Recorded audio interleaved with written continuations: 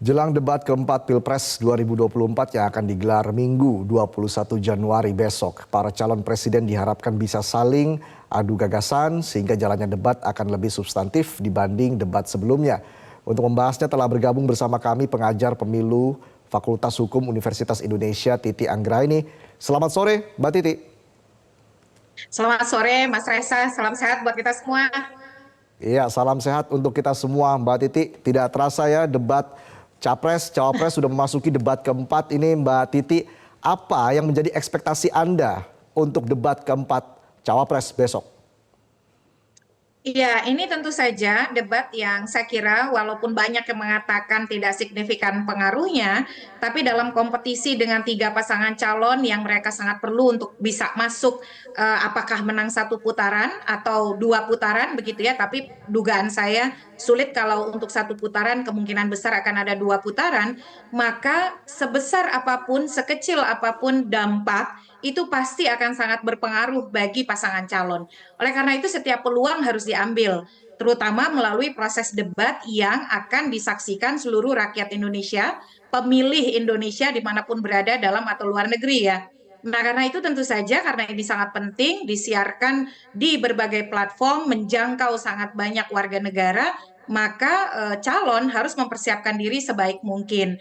Dan kalau kita ingat ya, hari ini adalah 24 hari menjelang hari pemungutan suara, masa-masa kritis nih yang menentukan arah pilihan pendukung begitu ya. Meskipun masih ada satu debat lagi nanti di 4 Februari, tapi debat pada malam besok ya 21 Januari yang akan merupakan debat calon wakil presiden tetap akan menjadi salah satu sesi debat yang ditunggu-tunggu. Ya kita sama-sama tahu ya, debat yang kemarin di debat Cawapres itu ada beberapa perhatian yang perlu mendapatkan perbaikan sampai Ya. akhirnya di debat Capres yang ketiga setelah debat Cawapres itu KPU membuat ketentuan tidak boleh pakai akronim, tidak boleh pakai singkatan-singkatan yang tidak familiar, Ya. pertanyaannya harus jelas, tidak ambigu, tidak boleh bias begitu ya. Lalu Oke. pelajaran dari debat yang terakhir, debat ketiga, debat Capres, itu bagaimana KPU menegakkan betul disiplin dari tim pasangan calon untuk tidak mengganggu moderator ataupun kondusivitas suasana gitu ya. Jangan lagi ada yang berteriak menggunakan caci maki begitu ya. Karena proses debat itu dibiayai negara, uangnya tidak sedikit. Kita mau di sana betul-betul adu gagasan, adu program, dan juga adu visi misi. Biarkan saja perbedaan pendapat terjadi, biarkan suasana saling menggali gagasan itu sepanas mungkin dalam konteks materi ya, atau apa namanya adu gagasan program tadi, tapi hati pikiran tetap dingin.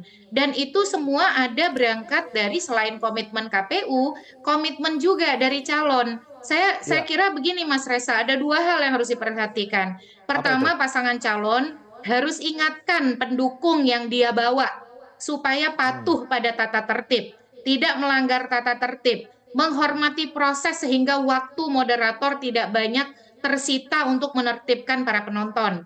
Yang kedua, KPU. KPU ini kan mengundang juga pihak lain, ada kementerian, ada lembaga, bahkan ada ibu ya yang mengaku diundang langsung misalnya oleh ketua KPU dan tetapi sayang berkata-kata kurang sopan begitu. Nah, hal-hal seperti itu juga harus ditekankan kepada siapapun yang diundang hadir di lokasi, tunjukkanlah perilaku bermartabat gitu ya. Hormatilah forum yang betul-betul menjadi forum adu gagasan, adu program Ya. itu supaya berjalan dengan baik. Dan Oke. perdebatan itu ya kita harus hormati prosesnya.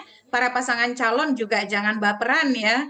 Ini apalagi kemudian momen yang ditangkap oleh sebanyak pihak dan jumlah pemilih yang sangat besar, optimalkan penggalian baik program yang dia bawa ataupun kemudian menguji program yang dibawa oleh calon yang lain sehingga dia mampu meyakinkan pemilih bahwa visi misi program kerja dan gagasannya lah yang paling layak, paling memadai untuk dipilih dan diterima oleh rakyat Indonesia. Kira-kira begitu Mas Reza. Oke, termasuk juga tidak boleh adanya cicet begitu ya antara paslon begitu kalau kita lihat di debat sebelumnya ya Mbak Titi. Ini kan juga menjadi sebuah evaluasi juga dari KPU seperti itu. Tapi kalau kita bicara evaluasi keseluruhan dari 3 debat sebelumnya, apa yang harus dilakukan KPU agar debat keempat ini bisa berjalan lebih teratur, bisa berjalan lebih substantif begitu Mbak Titi? Ya, pertama aturan main ya atau tata tertib. Kan pada dasarnya jalannya debat itu bergantung penuh pada tata tertib yang disusun oleh KPU. Tata tertib itu disepakati bersama pasangan calon.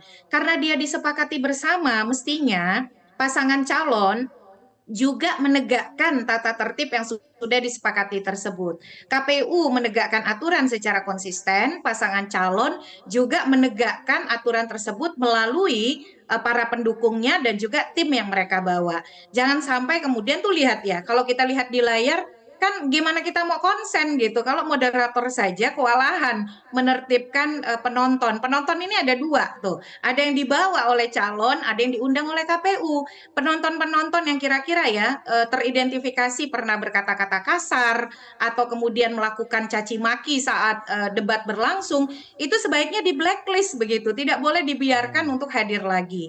Nah, termasuk juga chit chat ya. Kalau memang mau memberikan forum chit chat kepada para calon misalnya, mereka bisa saling berkomentar tanpa menunggu waktunya habis, ya atur saja di dalam ketentuan tata tertib.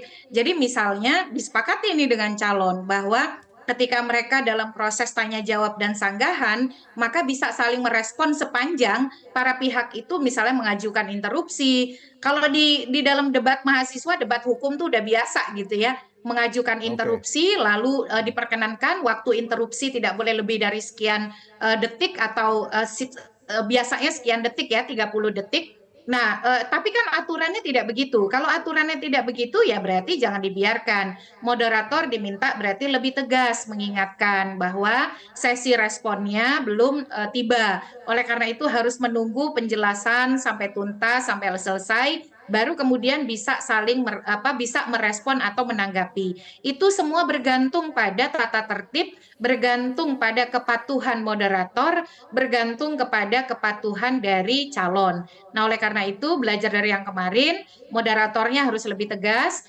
calon juga harus lebih patuh pada tata tertib gitu. Nah, penonton apalagi nih? Ini kan penonton itu mewakili pasangan calon ya dan mewakili KPU yang mengundang. Jadi mestinya tata krama, martabat dan juga ketertiban di dalam proses debat itu harus betul-betul dipegang teguh. Jangan sampai proses debat yang merupakan uji gagasan, uji program justru menjadi ajangan untuk seperti malah melontarkan kata-kata yang tidak sepatutnya hadir di dalam proses debat begitu.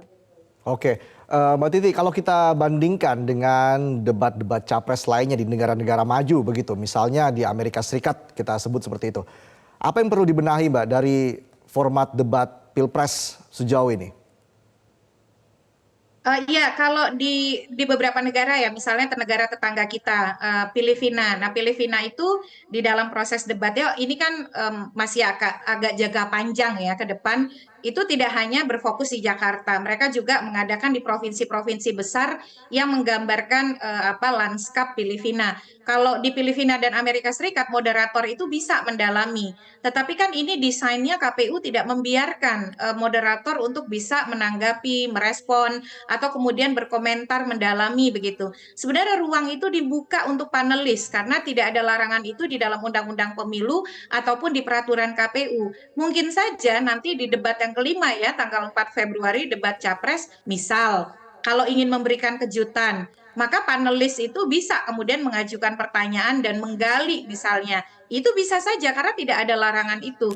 Yang dilarang untuk kemudian berkomentar atau kemudian merespon selama dan sesudah proses debat di dalam peraturan KPU 15 2023 itu hanyalah moderator. Tetapi kalau di undang-undang dan peraturan KPU sebenarnya panelis dimungkinkan begitu.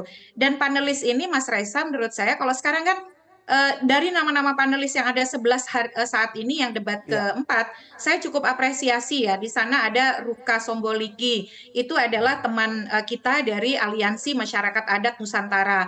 Lalu juga ada Sekjen Konsorsium Pembaruan Agraria atau KPA. ada cukup nama-nama yang memang praktisi lapangan. Jadi KPU agak bergeser ininya ya, tidak semata mengedepankan akademisi seperti pada debat pertama begitu ya. Di debat yang kedua ini, di debat yang keempat ini, KPU mulai merangkul praktisi-praktisi baik dari gerakan masyarakat sipil ataupun kalangan profesional yang memang berfokus pada isu debat, dan itu patut diapresiasi dan dipertahankan. Mungkin pada debat yang berikutnya polanya itu bisa seperti town hall gitu ya, menghadirkan orang-orang yang terdampak dari isu debat.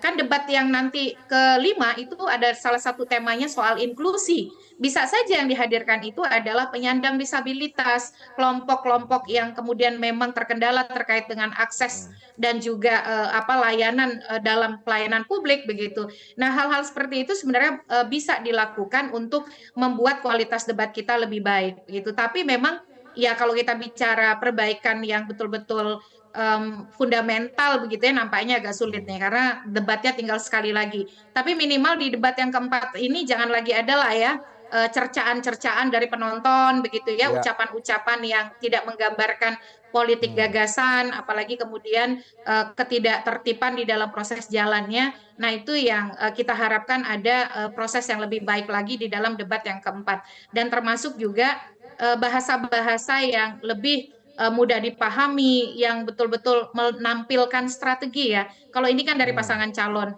Jadi kalau visi misi dan lain sebagainya itu memang perlu kita dengar, tapi juga yang perlu kita ketahui how to-nya ya, strategi bagaimananya mereka akan mewujudkan itu semua sehingga masyarakat bisa saling memahami dan kemudian menangkap dengan jelas konteks dari program yang ditawarkan dan juga bagaimana cara mereka memenuhinya ketika mereka nanti sudah menjabat, begitu Mas Reza.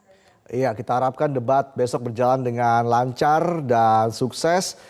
Terima kasih pengajar pemilu Fakultas Hukum Universitas Indonesia, Mbak Titi Anggraini sudah bergabung bersama kami di Metro hari ini. Jelajahi cara baru mendapatkan informasi. Download Metro TV Extend sekarang.